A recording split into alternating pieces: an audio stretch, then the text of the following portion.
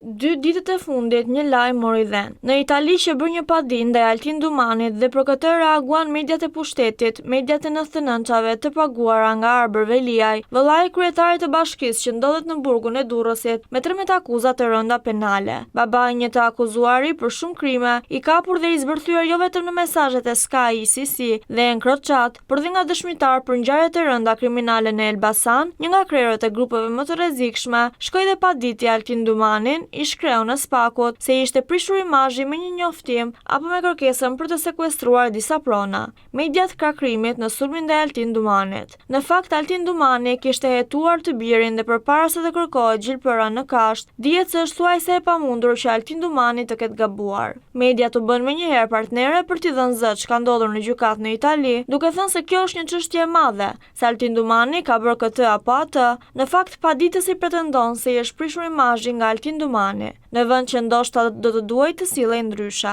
Mosvaldo do të duhet të kërkonte ndjesë për disa krime që kanë ndodhur, të cilat presin tashmë të zbardhen e të jenë si akuza në gjykatë e të kenë dhe vendim. Altin Dumani u sulmua dhe ajo që ra në sy ishte gatishmëria e palëkundur e mediave të pushtetit të paguara nga paratë e koncesioneve, korrupsionit, skandaleve dhe aferave të rilindjes. Sulmi ndaj Olzdados. Si Altin Dumani u sulmua dhe Olzdado në media, me padinë në gjykatën administrative për t'u dhënë mundësinë disa këllirave mediatike të kenë gojë të flasin dhe të shkruajnë, janë ata që shkrimet u amarin dhe u açojnë për raporte mashtruesve deri në departamentin e shtetit, deri në senat e në kongres. Sulmi ndaj Erjon Banit. Nuk u ndal vetëm te Dumani apo te Olzdado. 2 ditët e fundit është sulmuar dhe gjyqtari Erjon Bani dhe turpërisht ajo që bie në sy është fakti se drejtuesit e disa shoqatave mediatike në Tiranë po sillen si ignorant të pakufi dhe vegla të pështira pa ndonjë ndryshim të madh nga këllirat mediatike që u përdorën në sulm ndaj prokurorëve. Erjon Bani, kreu i GKK-s, po akuzohet për një rregullore të re.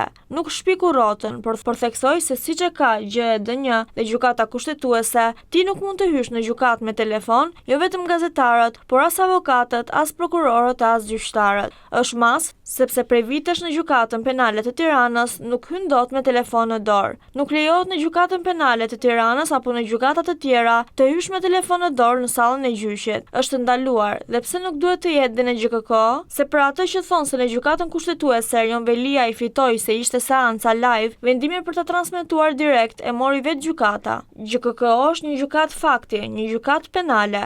Gjykatat e faktit ku ka dëshmitar, ku ka bashkëpunëtor, ku ka të pandehur, nuk mund të jenë të lira as të hapura. Kjo nuk ndodh në asnjë vend të botës, në asnjë gjykatë franceze, italiane, gjermane e as në SBA.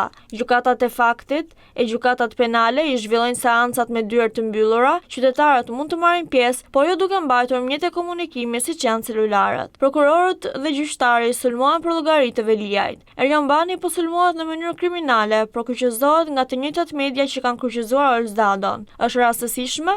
Jo. Erjon Bani është sulmuar për një komentar që thjesht kërkon të vendos rregull. Altin Dumani, Olzdado dhe Erjon Bani janë sulmuar nga shumica e mediave të paguara nga vëllai i kryebashkiakut të Tiranës Erjon Veliaj. Për më tepër nuk mungojnë në sulme ndaj tyre dhe mediat të opozitës, sikur kanë bërë një krim të tre bashk. 2 prokurorët kanë hetuar ndërsa gjyqtari Erjon Bani ka dhënë një vendim duke gjetur të lishme masën e arrestit me burg të Erjon Veliajt dhe duke u dhënë të drejtë prokurorëve në bazë të fakteve dhe provave që ata kishin paraqitur. Mediat e Erjon Veliajt sulmuan Olzdadon, i dhanë zë babait të Suel Çelës për Altin Dumanin, më pas sulmuan Erjon Banin. Kjo është ajo që ka ndodhur. Është një dirigjencë në media që i bashkohen në luftën ndaj këtyre 3 personave. Megjithëse kanë të drejtën, të vërtetën dhe zotin me vete, kanë kundër propagandën e pushtetit, disa media të opozitës, që dhe këto të fundit janë të gatshme më mirë të shkojnë të flenë me Erjon Veliajin, sesa të ketë prokuror të pavarur në SPAK apo gjyqtar me integritet, të cilët nuk janë sulmuar vetëm tani për këtë lloj vendimi, por dhe më shumë se një vit e gjysmë më parë kur u arrestua Erjoni. Çfarë nuk u tha dhe çfarë sulmesh nuk pati ndaj Olzdados. Tani babai, një kriminal i të akuzuar, sulmon Altin Dumanin dhe zërin e peshën publike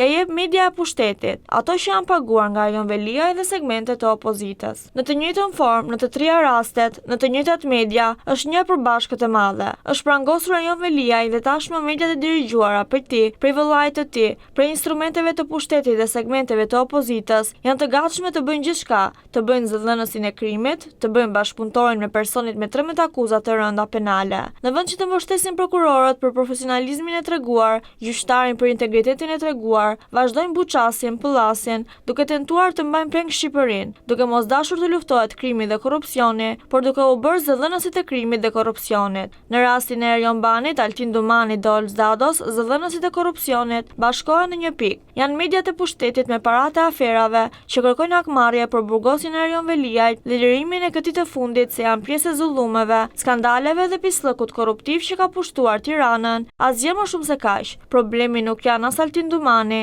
as Olz Dado, as Erjon Bani. Problemi janë mediat që bëhen bashkëpunëtore në korrupsion dhe zëdhënëse të krimit.